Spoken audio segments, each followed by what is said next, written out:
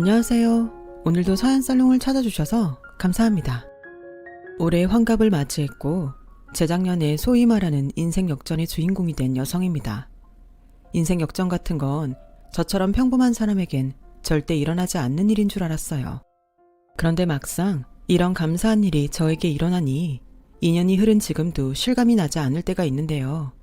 이곳 사연들을 자주 듣다가 저도 저의 이야기를 들려드리고 싶다는 생각에 이렇게 글이라는 걸 써봅니다. 저에게는 아들과 딸이 있어요. 아들은 어릴 때부터 공부에는 영 관심이 없고 친구들만 좋아해 늘 제가 걱정을 하곤 했는데요. 그런 반면 딸은 그런 오빠 때문인지 어려서도 뭐든 저 혼자 알아서 하는 아이라 어디에 내놔도 흠잡히는 일이 없었어요. 게다가 애들 아빠가 병으로 일찍 세상을 떠났기에 집안 형편도 좋지 않았는데 딸은 아무런 원망도 없이 혼자 문제집을 끼고 공부를 했고 그 결과 이름만 들으면 다 아는 명문대를 혼자의 힘으로 장학금까지 받으며 입학을 했어요. 그러니 저에게 딸아이는 고맙고 미안하고 또 자랑스러운 존재가 아닐 수 없었는데요. 세상은 공평한지 대견한 딸과 다르게 아들은 도통 군대를 다녀왔어도 제 앞가림을 하지 못하더라고요. 그리고 그것도 모자라 딸아이가 대기업에 입사를 하자 축하는커녕 돈 버는 동생에게 용돈까지 탔으라고 하는 아들을 보면 얼마나 속이 터졌는지 모릅니다. 같은 배에서 나왔는데 저렇게 다를 수가 있다니 제가 낳은 제 자식인데도 이해가 가지 않았어요.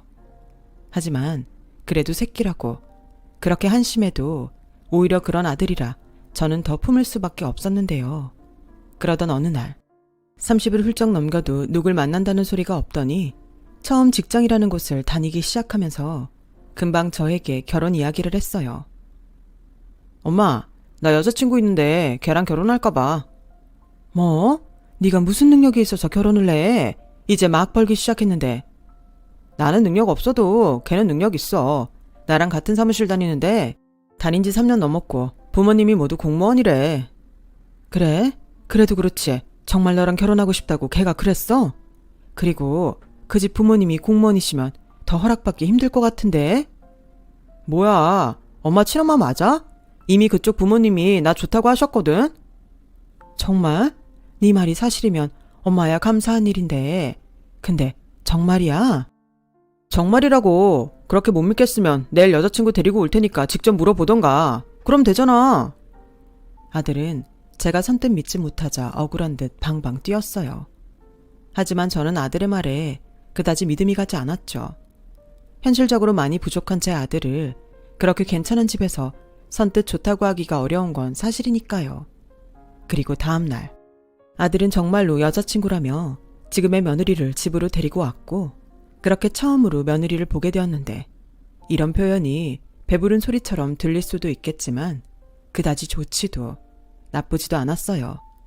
무엇보다 저는 아들의 말이 정말인지 확인하고 싶었기에 기회를 봐서 결혼 이야기를 슬쩍 물어봤는데요. 저기 우리 아들한테 들었는데 아가씨네 부모님이 모두 공무원이시라고 하던데 정말 결혼 허락하신 게 맞아요? 나야 그렇다면 너무 감사한데 우리 아들이 상처받을까 봐 걱정이 돼서. 어머니, 무슨 그런 걱정을 하세요. 저희 부모님이 영훈씨 싹싹하고 재밌다고 얼마나 좋아하시는데요. 그리고 저희 집엔 아들이 없어서 영훈씨를 사위로 들이면 살가운 아들이 생긴 기분일 것 같다고 하셨어요.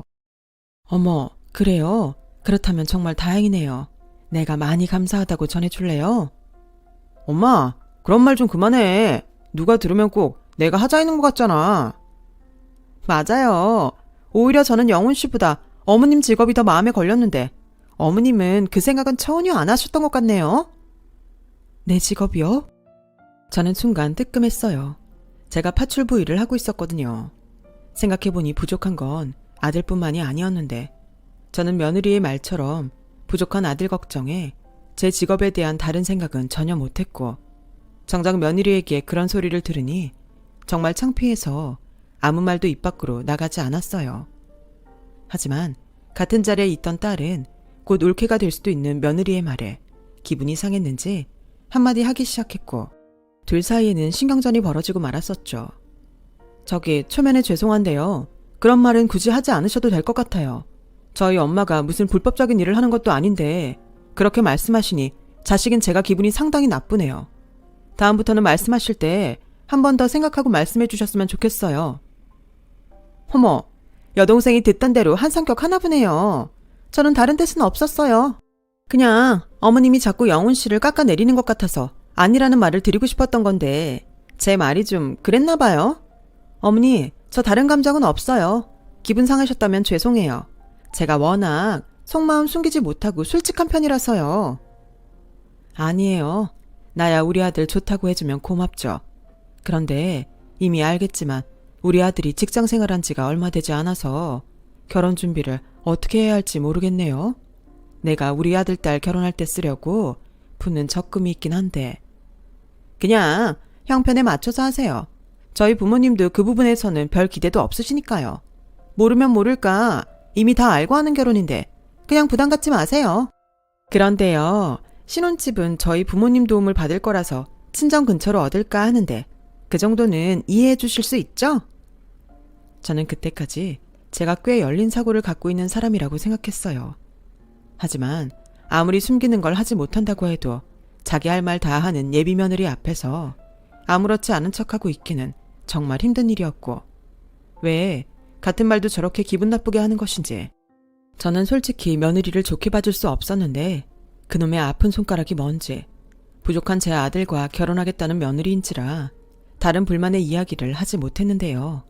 옆에서 딸이 답답했는지 며느리와 아들이 가고 난 다음에 저에게 뭐라고 하더군요.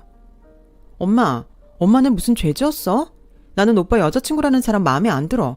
무슨 말을 그렇게 생각 없이 해. 그래놓고 자기는 솔직한 거라고? 예의 없는 거랑 솔직한 거랑 구분 못하는 거 아니야? 그만 열래. 네가 마음에 안 들면 어쩔 건데. 당사자들이 좋다고 하잖아. 엄마는 오히려 그래도 네 오빠가 쳐보곤 있는 것 같아서 이제야 마음이 놓인다. 너면 몰라도 네 오빠는 평생 장가 못 가서 내가 끼고 살아야 하는 거 아닌가? 엄마 솔직히 걱정했는데 저렇게 괜찮은 집에서 좋다고 하니 얼마나 다행이냐? 일단 저는 그렇게 결혼을 시키면 어느 정도 아들 걱정은 하지 않아도 될 거라고 생각했어요. 하지만 막상 결혼을 시켜놓고 보니 생각지도 않았던 문제들이 생겼죠. 그것 역시 며느리의 예의 없는 태도에서 시작됐는데요. 그래서 제 딸은 그런 며느리를 한결같이 별로라며 웬만해서는 마주치지 않으려 했어요. 그러던 중 아들이 결혼하고 첫 번째로 맞이하는 저의 생일이 되었습니다. 자식들에게 부담 주고 싶지 않아서 그냥 넘기로 했는데 딸이 그래도 제 생일이니 식구들이랑 함께 밥이라도 먹어야 되는 거 아니냐며 아들이나 며느리에게 연락을 해보라고 하더군요. 식당 예약은 자기가 알아서 하겠다면서요. 그래서 저는 며느리에게 전화해서 제 생일이라고 말하는 것이 좀 그래서 아들에게 연락을 했고, 아들은 바쁜지 전화를 받지 않았는데 이상한 건 동생인 딸이 전화를 해도 받지 않는다는 것이었어요. 그래서 딸이 메시지도 보내고 기다렸는데 메시지 확인은 하면서 답은 하지 않았고, 저는 아들 내외에게 무슨 문제라도 생겼나 걱정이 되는 마음에 망설이다 며느리에게 전화를 걸었어요. 네, 어머니. 너네 혹시 무슨 일 있니? 아무 일 없는데요. 왜요? 아니, 영훈이한테 아무리 전화를 해도 받지를 않고 영미가 문자를 해도 답이 없다고 해서. 아, 아마 영훈 씨는 어머님이랑 아가씨 전화는 받지 않을 거예요. 뭐? 왜? 그게요. 제가 제 입으로 말하긴 좀 민망한데 저는 저 빼고 영훈 씨가 어머님이든 아가씨든 통화하는 게 저만 왕따 시키는 것 같아서 제가 기분 나쁘다고 영훈 씨한테 말했거든요. 뭐라고?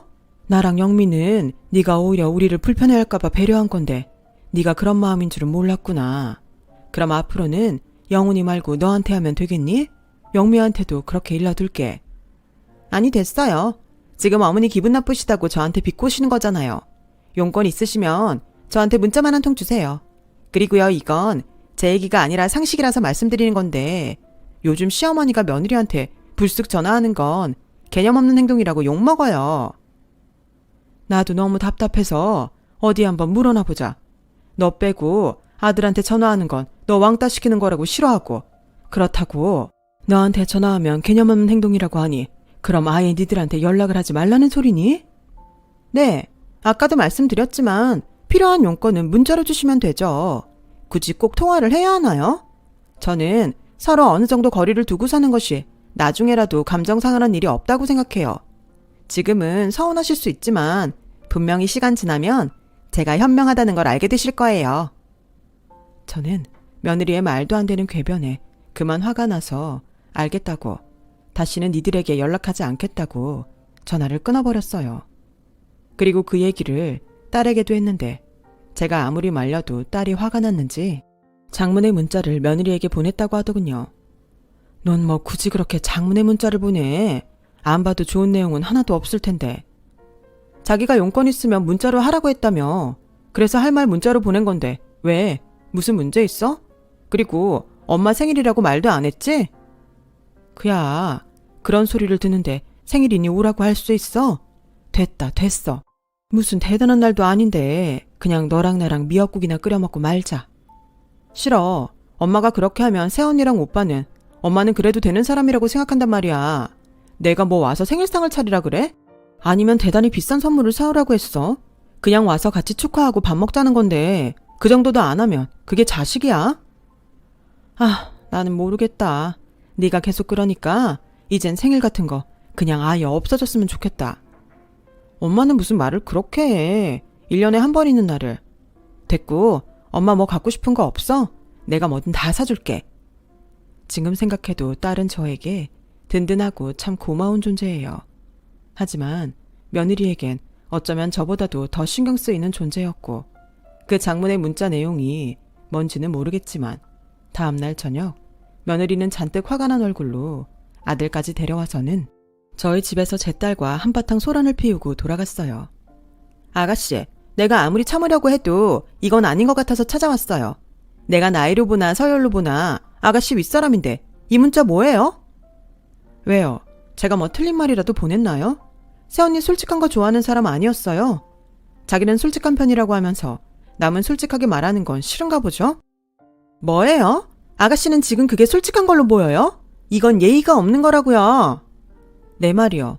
올케 언니가 저희 엄마한테 하는 행동은 솔직한 게 아니라 예의가 없는 거예요. 난 구분 못하는 줄 알았더니 아니었네요. 그리고 용건은 문자로 하고 전화하면 개념 없다는 소리가 어디 며느리가 시어머니한테 할 소리예요? 아가씨가 시집을 안 가서 몰라서 하는 소리죠? 아가씨도 시집 가봐요. 시어머니 전화가 반가운가. 그리고 영 끊고 살자는 소리도 아닌데 뭘 그렇게 발끈해요? 저 어머님 생신 알고 있었어요. 아가씨가 말 안 해도 챙겨드리려고 했는데 그런 개념 없는 문자를 받으면 제 마음이 어떨 것 같아요? 예, 그만 진정해라. 영미가 도대체 뭐라고 보냈길래 이렇게 불같이 화를 내니? 영미 너 핸드폰 가지고 와봐. 내가 네가 보낸 문자 좀 봐야겠다. 됐어요. 여기에 어머님이 끼는 것도 이상해요. 아무튼 아가씨, 내가 아가씨보다 윗사람이라는 거 잊지 말고 다음부터는 조심해줬으면 좋겠어요. 알겠어요. 다음부터는 조심할게요. 그리고요, 말이 나왔으니 하는 말인데 우리 엄마도 올케 언니보다 윗사람이니 제발 조심 좀 하세요. 지금도 됐어요가 뭐예요? 나는 문자 보여줄 수 있어요. 내가 욕을 쓴 것도 아니고 없는 말 지어낸 것도 아니니까. 근데 올케 언니가 저한테 보낸 문자는 좀 그렇죠? 정말 한마디를 안 지네. 됐어요. 저 앞으로 시댁엔 절대 오지 않을 거니까 그런 줄 아세요. 그리고 자기 선택해. 나야 자기 식구야. 뭐? 무슨 그런 말이 있어. 자기야, 난 당연히 자기지. 그럼 자기도 지금 이 순간부터 당신 식구들이랑 영 끊어. 안 그럼 나 자기랑 이혼할 거야. 이혼? 안 돼. 절대 안 돼. 알았어. 나는 무조건 자기가 하라는 대로 할게. 그러니까 이혼한다는 말은 하지 마, 제발. 저는 며느리에게 쩔쩔매는 아들의 모습에 내내 꾹꾹 참았던 인내심이 바닥이 났고 그만 아들의 뒤통수를 세게 치고 말았는데요. 저의 그런 행동에 며느리가 더 많이 놀란 듯 토끼 눈을 하고는 아무 말도 하지 못했어요. 그래, 나도 너 같은 아들 없다고 생각할 테니 가서 잘 먹고 잘 살아. 행여 무슨 일이 있어도 우린 이제 아무 사이 아니니 연락하지 말고. 알겠니? 내 비록 부족한 너를 장가보낸 거라 할 말도 제대로 못했지만 지금 네 꼴을 보니 그냥 나도 아들 같은 거 없었다고 생각하는 게 낫겠다. 어머, 어머니, 지금 폭력을 쓰신 거예요? 그러니 이 사람이 자기 식구들에게 정이 없는 거예요. 저희 부모님은 저한테 한 번도 폭력을 쓰신 적이 없어요. 이러니 제가 공무원인 저희 부모님하고 파출부인 어머니를 차별할 수밖에 없는 거라고요. 제가 말을 안 해서 그렇지. 솔직히 어머님 직업 저 다른 사람한테 창피해서 말도 못해요. 어떻게 하고 많은 일 중에서 파출부 일을 하세요? 뭐? 내가 파출부라 너희한테 뭐 피해준 거 있니? 네, 어머님이 파출부라는 게 저희한테는 쪽팔리고 창피한 일이라 피해 주시는 거 맞아요. 나 참 기가 막혀서. 올케 언니, 지금 그게 말이 된다고 생각해요? 됐어요. 우리 엄마가 이제 아들 없다고 생각한다고 했으니 이제 두 분은 저희 집에서 나가시죠. 지금 당장 나가지 않으면 경찰에 가택침입죄로 신고할게요. 아가씨도 그렇게 살지 마세요. 어디 그래서 제대로 시집이나 가겠어요? 대기업 다니면 뭐해? 성격이 저렇게 꼬였는데. 자기야, 가자. 며느리와 한심한 아들은 그렇게 제 집에서 나갔어요. 그리고 제 생일에도 문자 한 통 없이 지나갔는데 그렇게 1년 반이 지나자 저에게 아기 초음파 사진으로 보이는 문자가 한 통 왔어요. 어머니, 잘 지내시죠? 제가 임신을 했어요. 다른 건 모르겠지만 그래도 안씨 집안 손주인데 알려야 할 것 같아서요. 저는 그 문자를 보고 솔직히 기분이 묘했어요. 어찌됐든 손주가 생긴 거니까요. 하지만 우리는 이미 남남처럼 지내기로 한 사이니 달리 단문자를 보내지 않았는데 그렇게 보름 정도 지나니 웬일로 며느리가 저에게 전화를 걸어왔더라고요. 여보세요? 어머니, 저예요. 누구시죠? 에이, 우리 어머니가 뒤끝이 장난 없구나. 제가 보낸 애기 초음파 사진 보셨죠? 그래, 봤다. 근데 뭐? 니들 나랑 영 끊고 살기로 한 거 아니냐? 그건 맞는데 손주는 손주잖아요. 어머님은 손주가 안 반가우세요? 됐고, 용건이 뭐야? 네가 용건도 없이 먼저 전화할 애가 아니잖니? 눈치도 빠르시다. 그게요, 어머님한테 여쭤볼 게 있어요. 아직은 이르긴 한데 제가 애기 낳으면 혹시 파출부 그만두시고 애기 봐주실 수 있어요? 뭐라고? 너는 나랑 영 끊자고 하더니 애기 봐줄 사람 없어서 연락한 거야? 그럼 어떡해요? 저희 부모님은 두 분 다 공무원이시고 저랑 그이는 맞벌인데 누군가는 애를 봐야 하잖아요. 나도 일한다. 내가 왜 니네들 애 본다고 하던 일을 그만두니? 그럼 니들이 돈 벌어서 내 월급만큼 맞춰줄 거야? 에휴, 네. 그깟 파출부 월급 저희가 맞춰드릴게요. 그럼 됐죠? 다른 애도 아니고 어머님 손주인데 진짜 야박하시다. 아무튼 얘기 그렇게 된 걸로 알게요. 제가 지금 바빠서 이만 끊을게요. 아, 아가씨한테는 애기 낳을 때까지 제가 전화했다는 거 말하지 말아주세요. 지난번에도 굳이 어머님이 아가씨한테 말을 전해서 그 사달이 난 거잖아요. 아셨죠? 저는 황당하고 불쾌한 며느리의 말에 한마디 쏘아붙이려고 했어요. 하지만 전화는 이미 끊어진 상태였고 제가 너무 괘씸해 다시 전화를 걸려고 하자 영미 엄마 라며 제가 일하는 때 할머니가 저를 부르셨고 저는 근무 시간이었기에 화를 눌러야 했는데요. 네, 할머니, 뭐 필요한 거 있으세요? 필요한 건 없고 잠깐 방으로 들어와. 내가 영미 엄마한테 줄 게 있어. 저는 할머니의 부름에 방으로 들어갔어요. 저와 할머님의 인연은 10년을 훌쩍 넘었는데 가족이 없으신 할머님이시라 제가 살뜰히 챙기다 보니 어느덧 고용관계를 넘어 진짜 가족처럼 가까이 지내게 되었어요. 영미 엄마, 이거 가져. 이게 뭔데요? 그리고 할머님이 자꾸 저한테 뭘 주시니까 딸이 뭐라고 해요. 왜? 지 엄마가 나한테 잘해서 내가 보너스 주는 건데 뭘 뭐라고 해? 보너스 치고 매번 많이 주시니까 그렇죠. 그리고 이것도 뭔지는 모르지만 돈이면 저 안 받을래요. 저 할머님이 그동안 많이 챙겨주셔서 부자예요. 부자는 무슨, 부자인데 왜 여태 일을 그만 못 둬? 그리고 그 잘난 딸내미 혼자 안 치를 거야. 요즘 자식 결혼시키려면 돈이 많이 든다고 하던데. 저도 100번 1000번 치르고 싶죠. 지가 가야 말이지. 그리고 저희 딸 돈 잘 벌어요. 지가 벌어서 충분히 갈 수 있으니까 그 생각으로 자꾸 뭐 주시는 거면 정말 괜찮아요. 참 사람 이상해. 준다는데 뭘 자꾸 됐다 그러는지. 그리고 그거 돈 아니야. 심부름이야. 김치국부터 마시기는. 심부름이요? 분명히 아까 저 가지라고. 그래, 심부름. 나 죽으면 그거 열어서 나 대신 하라는 심부름이야. 그러니 나 죽기 전에는 열지 마. 괜히 싫다고 도망갈라. 왜요? 그동안 잘해주신 거 이렇게 써먹으라고 하셨어요. 그래, 영미 엄마도 알지만 내가 참 까탈스러웠잖아. 아무도 우리 집에 안 온다고 했는데 영미 엄마가 내 까다로운 비위 다 맞추고 가족이라고는 한 명도 없는 늙은이 생일이다 명절이다 챙겨주니까 만만해서 내가 그래. 알겠어요. 얼마든지 만만하게 생각하셔도 되니까 오래오래 사세요. 저 당장은 마음이 심란해서 심부름하기 싫어요. 왜? 아들 며느리 때문에? 아니지. 남남하자고 했잖아. 그럼 세상 편할 텐데 뭐가 그렇게 심란해? 그러게요. 남이 애를 가진 건데 제가 왜 이렇게 심란할까요? 영미 엄마가 사람이 물러서 그래. 나 봐. 대나무처럼 꼿꼿하니까 주변에 영미 엄마 말고는 사람이 없잖아. 그래도 자식이 먼저 굽히고 들어오면 받아줘. 괜히 어차피 넘어갈 거 속만 끓인다. 나 참 이럴 게 아니라 내가 손주 용돈 주게 보너스 좀 줄까? 됐어요. 태어나려면 아직도 멀었어요. 그리고 저보고 애를 봐달라고 하는데 저런 보너스 주겠다고 했더니 내 집 일 그만두겠다는 거야? 그건 싫다고 하려고요. 지들이 낳은 자식 지들이 알아서 해야죠. 근데 어쩌다 한 번씩은 불가피한 일이라면 할머님이 저 좀 봐주세요. 그래, 알겠어.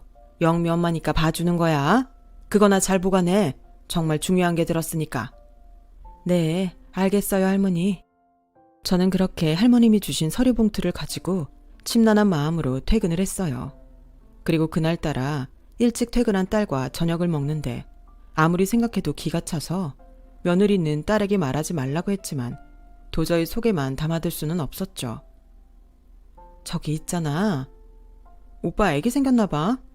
너 그거 어떻게 알았어? 네 오빠가 전화했던? 전화는 무슨, 자기가 그렇게 말해놓고 무슨 낯짝으로 전화를 해. 카카오톡 보니까 애기 초음파 사진이 있더라고.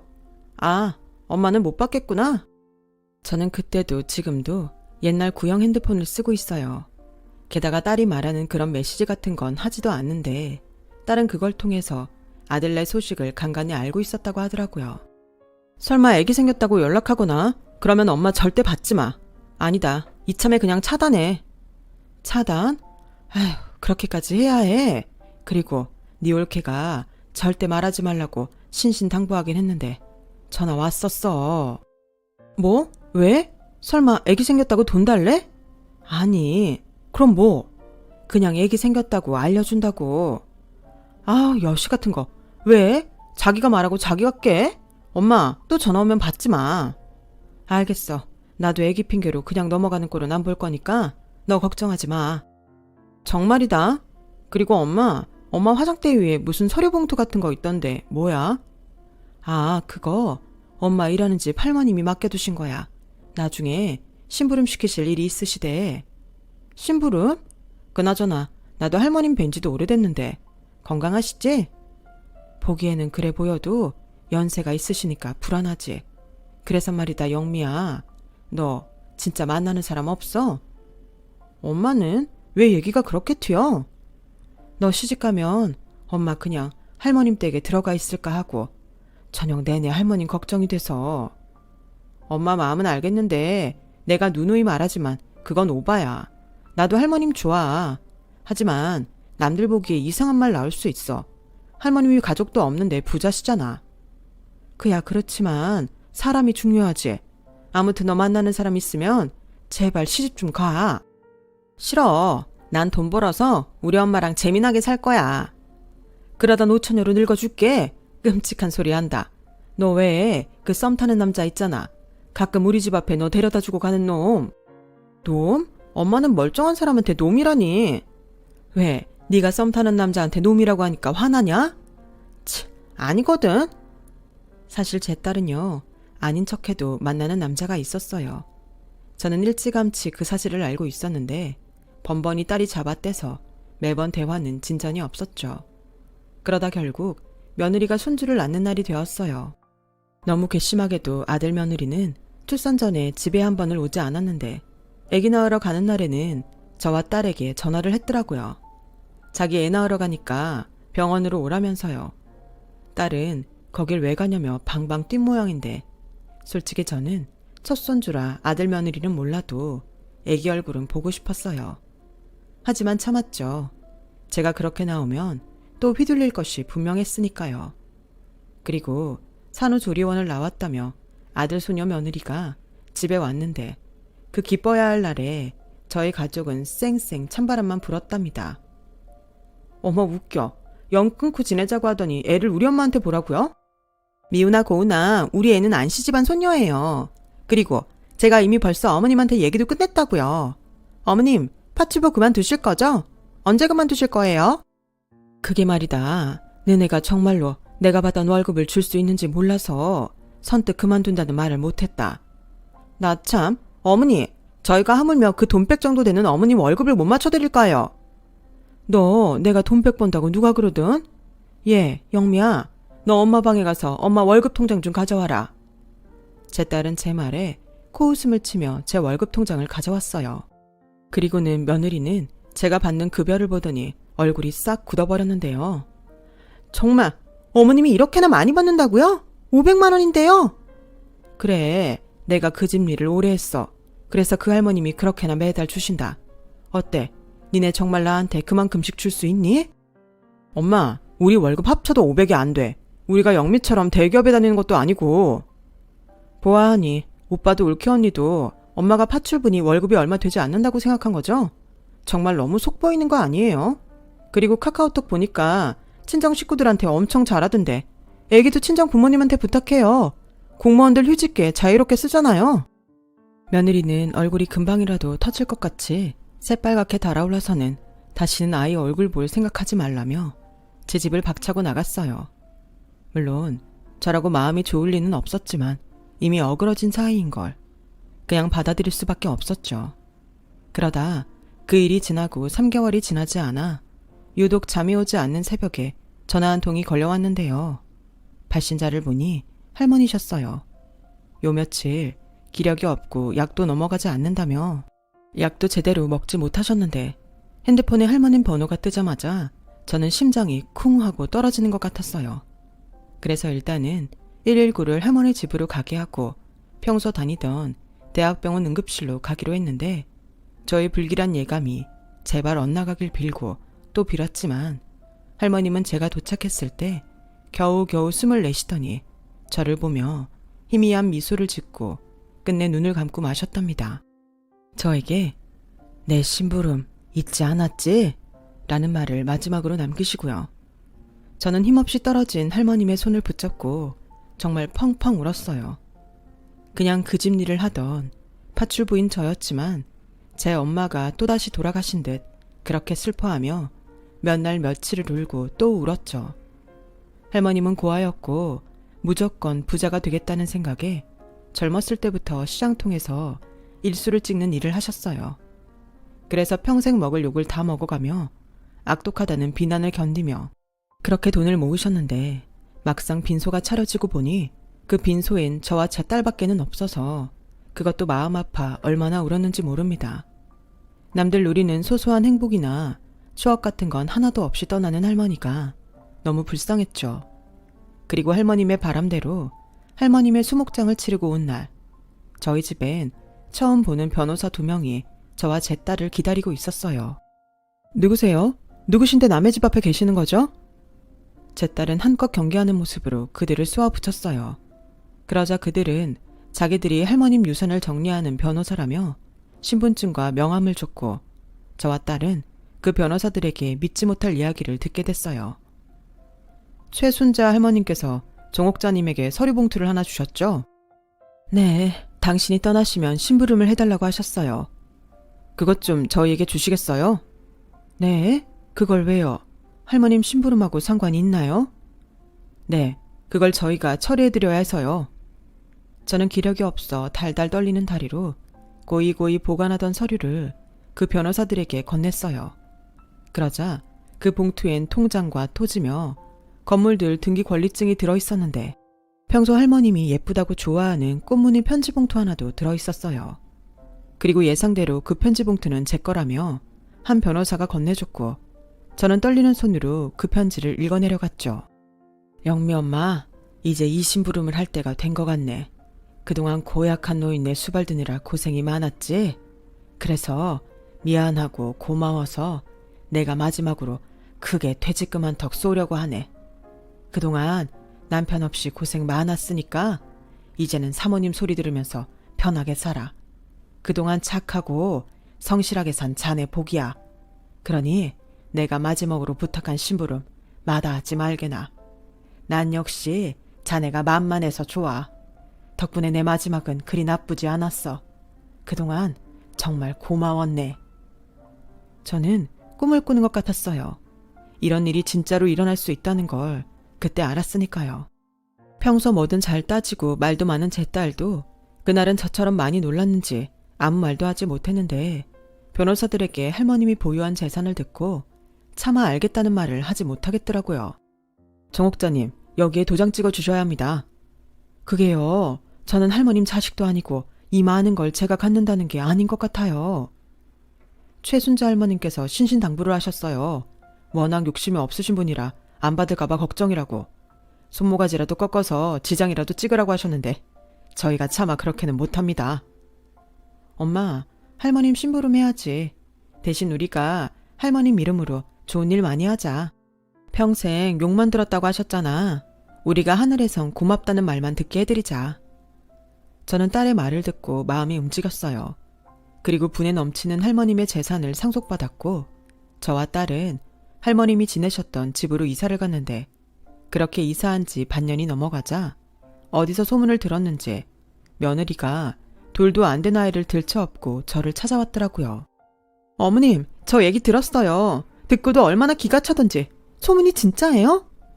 진짜건 가짜건 넌 여기 왜 왔니? 어머니, 저 반성 많이 했어요. 제가 정말 나쁜 며느리였어요. 어머님한테 그러면 안 되는 건데. 그런데요, 저 한 번도 어머님이랑 영 끊을 생각은 안 했어요. 그러니까 아기 생겼을 때도 어머님한테 제가 먼저 연락드렸죠. 말은 바로 해야지. 너 애기 봐줄 사람 없어서 마지못해 나한테 연락한 거잖아. 그리고 니들 뜻대로 되지 않으니 너 나한테 뭐라고 했니? 다시는 아이 얼굴 볼 생각하지 말라고 하더니 네가 들쳐업고 왔구나. 어머니 한순간에 벼락부자 됐다고 저한테 너무하신 거 아니에요? 저 어머니 며느리예요. 천륜이 끊는다고 끊겨요. 그냥 그때는 화나서 홧김에 한 말이죠. 그냥 한 번만 봐주세요. 이제 애기도 태어나서 저희 넓은 아파트 가고 싶은데 어머님이 사주시면 저 진짜 어머님한테 잘할게요. 너는 돈 있으면 잘하고 돈 없으면 못하는 그런 애구나. 뭐 몰랐던 건 아니다. 네, 솔직히 맞아요. 근데 이제 어머니 다시는 가난해질 일 없으니 제가 평생 잘할게요. 그리고 아가씨보다 저희 로이 아빠가 장남인데 당연히 저희 먼저 챙겨주셔야 하는 거 아니에요? 당연하다고? 세상엔 당연한 건 아무것도 없다. 우리는 그냥 원래대로 살던 대로 살자. 네가 그랬잖니? 며느리랑 시어머니는 어느 정도 거리를 두는 것이 현명한 거라고. 난 이참에 너랑 아주 멀리 거리를 두고 살고 싶다. 내가 가진 거 전부 내 것이 아니야. 여기 살던 할머님이 부탁하고 가신 거지. 이 돈 다 쓸 곳이 있으니 너 기대하지 말고 영미 오기 전에 얼른 가. 영미 곧 결혼할 남자 데리고 온다고 했거든. 정말로 너무하세요. 이렇게 저희를 버리실 거예요? 나중에 어머님 제사밥 차릴 사람은 저라고요. 차리지 마. 살아서도 못 얻어먹는 며느리 밥을 뭐하러 죽어서 먹겠니? 됐고 너는 네 새끼 데리고 가라. 그리고 너 그렇게 살다가는 네가 나한테 한 짓 네 새끼가 똑같이 한다. 지금이라도 반성하고 세상 똑바로 살아. 어머님은 한 푼도 안 주시면서 왜 그런 말을 하세요? 그런 말도 돈이나 주면서 하시는 거예요. 그리고 저 포기하지 않을 거예요. 법적으로 저희한테도 지분이 있으니까요. 그래, 어디 해볼 테면 해봐. 나도 너희한테 절대 가지 않게 내가 할 수 있는 최선을 다할 거니까 그만 가라. 소금이라도 한 줌 뿌려주랴. 저는 일어나 주방으로 향했어요. 그러자 쿵 하고 현관문 닫히는 소리가 났는데 며느리가 손녀를 데리고 그새 갔더라고요. 저는 그제야 기가 막혀서 헛웃음이 났어요. 이러니 사람들이 늙으면 돈을 가지고 있어야 한다고 하는구나 새삼 느껴지더라고요. 그 후 저는 지금까지 나라에 어려움이 있을 때는 돌아가신 할머님 이름으로 기부를 합니다. 제 돈도 아니고 제 이름도 아닌데 기부를 하고 오는 날에는 기분이 얼마나 좋은지 몰라요. 꼭 할머님이 잘했다고 칭찬하시는 것 같거든요. 그리고 오랜 시간 썸만 타던 제 딸은 이제 얼마 후면 결혼을 해요. 그렇게 결혼은 안 한다고 하더니 야무지게 뱃속에 혼수까지 준비해서 시집을 가는 딸을 보니 이제야 비로소 제 역할을 마친 듯 시원섭섭한 기분이 들어요. 또한 제가 괜찮다고 해도 혼자 남을 제가 쓸쓸할 것 같다며 딸과 사위는 제가 사는 근처로 신혼집을 마련했는데요. 누구랑 다르게 자기들 힘으로 결혼식부터 신혼살림까지 장만하는 딸 내외를 보면 그래도 제가 자식 보기에 아주 없는 사람은 아니라는 생각에 또 한 번 딸에게 고마운 마음이 듭니다. 앞으로 딸과 사위 그리고 예쁜 손주가 건강하고 행복하기만을 바랄 뿐이에요. 그리고 끝으로 제 힘이 닿을 때까지 제가 받은 감사한 은혜를 도움의 손길이 필요한 곳에 갚으며 살아가고자 합니다. 아직 젊다면 젊은 나이지만 할머님이 남겨준 귀한 시간, 누구보다 행복하고 의미 있게 남은 생을 살아가고 싶어요. 지금의 이 마음을 절대 잊지 않으면서요. 저의 이야기 끝까지 들어주셔서 대단히 고맙습니다. 힘든 날도 많았지만 인생은 한 번쯤 살아볼 만한 것이 맞는 것 같아요. 여러분들 모두 행복하고 재미나는 인생이 되길 진심으로 바라겠습니다. 여러분, 사연 댓글에 응원과 현명한 조언 부탁드려요.